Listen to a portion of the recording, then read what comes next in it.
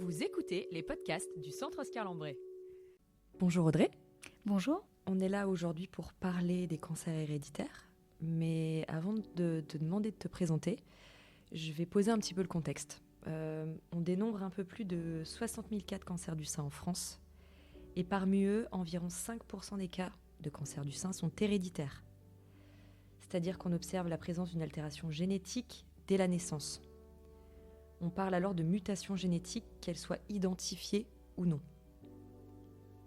La très grosse majorité des cas de cancer du sein ne sont en effet pas liés à des anomalies génétiques, mais à d'autres facteurs individuels ou familiaux. Audrey, est-ce que tu pourrais m'en dire un petit peu plus et d'abord te présenter ? Donc, je suis Audrey Maillet, oncologue médicale, et j'assure donc les consultations d'oncogénétique au Centre Oscar Lambret. Très bien. On parle du coup de mutation génétique. C'est un terme qui peut faire un petit peu peur, mais avant toute chose, est-ce que tu pourrais me dire finalement qu'est-ce qu'on entend par mutation génétique ? Donc, lorsque plusieurs personnes d'une même famille sont atteintes du même type de cancer, il peut parfois s'agir d'un cancer héréditaire dû à une anomalie au niveau d'un gène qui se transmet de génération en génération. Et cette anomalie peut être appelée donc mutation génétique. Grâce à la recherche, nous pouvons, dans certaines situations, proposer une analyse afin de déterminer si une personne est concernée par une prédisposition héréditaire à certains cancers et ainsi identifier un certain nombre de mutations génétiques, notamment concernant notre activité au Centre Oscar Lambret, des anomalies génétiques qui prédisposent à des cancers du sein et des trompes et des ovaires. Dans quelle situation est-ce qu'on doit effectuer une recherche de mutation génétique ? Il y a différents critères. Les critères peuvent être familiaux, notamment dès lors qu'il y a au moins 3 cas de cancer du sein ou une association de cas de cancer du sein et de l'ovaire dans une même branche familiale. Il y a également des critères plus personnels, notamment le fait d'avoir eu un cancer du sein de manière précoce, c'est-à-dire avant 40 ans, ou lorsqu'il s'agit d'un cancer du sein dit triple négatif, donc avec des particularités immunohistochimiques, et ça avant 60 ans, ou également s'il s'agit d'un cancer du sein chez l'homme. Est-ce qu'il existe un dépistage oncogénétique ? Oui. Un grand oui, très bien. Et en quoi il consiste et à qui il s'adresse ? Donc, il concerne les patientes atteintes d'un cancer du sein, celles qui appartiennent à une branche familiale dans laquelle on a déjà identifié une prédisposition héréditaire au cancer, mais également nous accueillons toute personne qui s'interroge sur son risque personnel de cancer. Et ainsi, on invite donc ces personnes à remplir un questionnaire avec des données personnelles et familiales.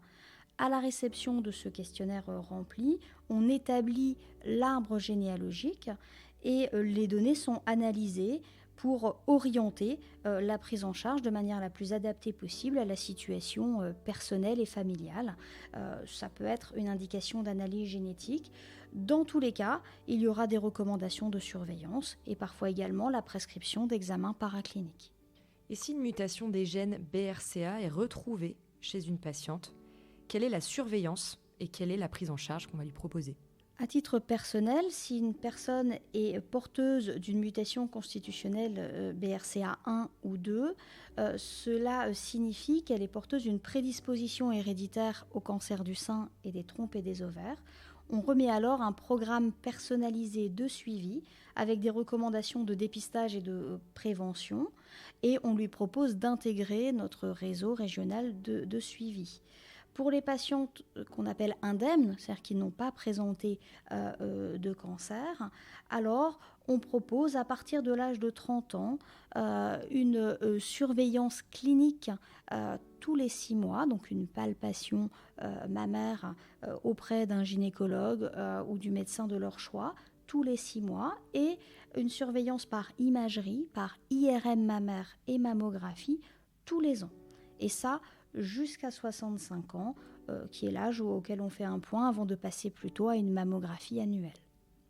Une alternative à cette surveillance par imagerie peut être une chirurgie dite de réduction de risque, c'est-à-dire une mastectomie bilatérale. Des consultations dédiées peuvent être proposées aux patientes qui s'interrogent sur cette alternative. Pour les personnes qui sont en cours de soins pour un cancer du sein, en post-thérapeutique, c'est-à-dire après la fin de leur parcours de soins, est mise en place une surveillance par IRM et mammographie annuelle. Pour ces patientes, on leur proposera également une chirurgie dite de réduction de risque annexiel au niveau des trompes et des ovaires, un peu avant l'âge de 40 ans s'il s'agit d'une mutation portée sur le gène BRCA1, un peu avant l'âge de 45 ans s'il s'agit d'une mutation portée sur le gène BRCA2, et dans tous les cas, on s'adaptera également aux antécédents familiaux. À titre familial, le fait d'avoir identifié une anomalie sur l'un des gènes BRCA1 ou BRCA2 permet alors de proposer une analyse ciblée sur l'anomalie identifiée aux autres membres de la famille potentiellement concernés, les parents, les enfants, la fratrie. Et si aucune mutation des gènes BRCA1 n'est retrouvée, quelle est la marche à suivre ? Dans tous les cas, une estimation personnalisée du risque sera faite sur les données personnelles et familiales. Personnel, ça pourra être le poids, la taille, l'âge aux premières règles, l'âge à la première naissance, l'âge à la ménopause, la densité mammaire. Et sur le plan familial, le nombre et l'âge des apparentés atteintes, le type de cancer présenté. Et dans tous les cas, nous proposerons des recommandations de surveillance et de prévention personnalisées, et ce, même si on n'a pas identifié de prédisposition héréditaire. On arrive donc à la fin de ce podcast.